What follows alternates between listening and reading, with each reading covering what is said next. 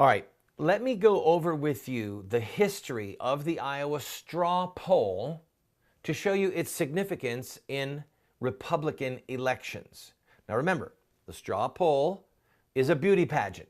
It has no legal bearing. Well, then why would anyone do it? Why does anyone do a beauty pageant? To get your name out there, to get your face out there. We'll talk about that in a minute, okay? So the straw poll happens in August.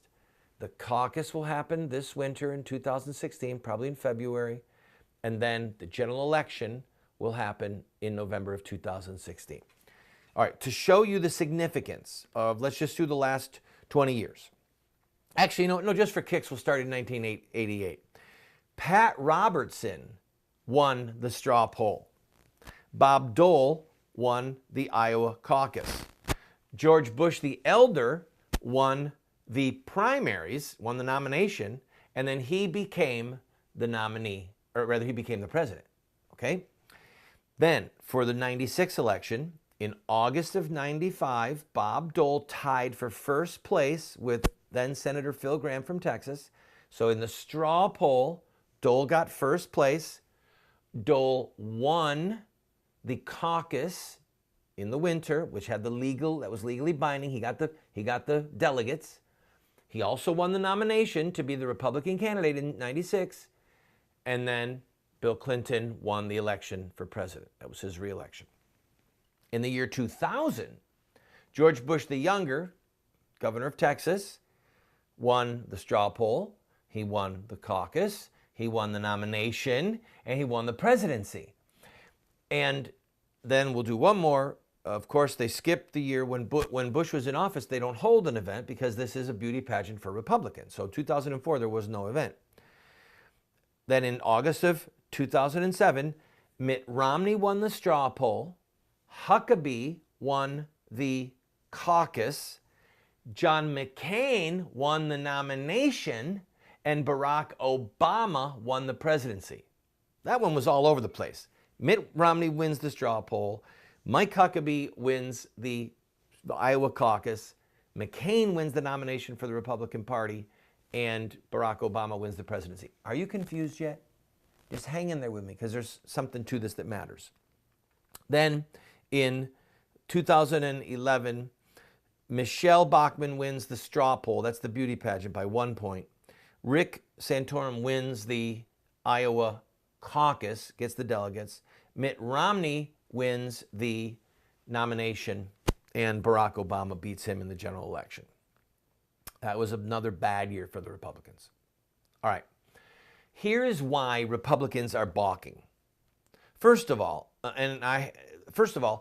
you can bus people in from out of state. Karl Rove, that insidious political genius who is not our friend, he paid to bus people in for George Bush the Younger in 2000. And he defeated everybody. And that made him the instant front runner.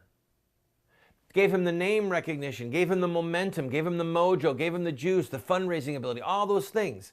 And so he went on to win the caucus, to win the nomination, and to win the presidency. So people kind of hold that up like, oh, this is really important. And again, at other points in history, it was important. It was important for, well, actually, which kind of funny, way back in 1979, George Bush the Elder won the straw poll. He won the caucus. And then President Reagan got the nomination and got the presidency in 1980. But you can see how all the players who are key end up being up there at the top. Now, here is what Michael Huckabee said, who has participated in straw polls before. He said, and I quote, "Conservative and hard-working Iowans want a strong and principled conservative Republican nominee for president who represents their values. I have concluded this year's Iowa straw poll will serve only to weaken conservative candidates and further empower the Washington ruling class and their hand-picked candidates." I have to take a break, but what he said is actually very critical in this discussion, okay? Because a lot of people are like, well, why does it have to be Iowa? What's the big deal about Iowa anyway? Listen, if the Republican national leaders, okay, the elite, the money people who don't give a darn about babies being butchered, about the sanctity of marriage, they're cowards when it comes to Islam. If these people get to determine the place that Iowa holds, it'll be at the back of the bus, and then it's going to be in New York City or in Los Angeles, where the Republican momentum is going to be developed, and it will never be a pro-life conservative again in our lifetimes. They would love nothing more than to break the strength of Iowa, because Iowa is the heartland. They don't want the heartland playing such a critical role. This is what Mike Huckabee is saying. They want the moneyed elite to coronate Jeb Bush. And by the way, is Jeb Bush going to be there? When I come back, I'll tell you who's skipping this year's caucus.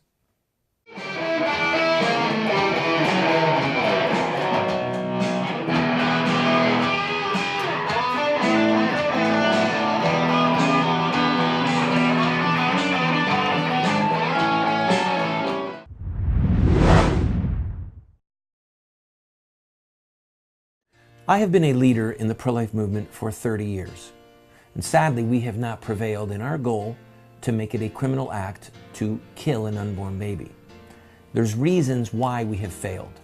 I wrote this book, A Humble Plea, to Catholic bishops, to evangelical clergy, and to lay people, explaining where we went wrong and what we have to do to prevail. We've made this available as a PDF online for free. I encourage you to go and download your own copy. Why does a nice guy like me keep getting thrown in jail? I have been arrested almost 50 times and spent over a year of my life locked up in various prison facilities. And I wrote a book, many books. In fact, one of them is called Why Does a Nice Guy Like Me Keep Getting Thrown in Jail? It's a theological work, answering those who say that the church should not be involved in politics or that we should retreat. I encourage you to get it. In fact, get one and give it to your pastor.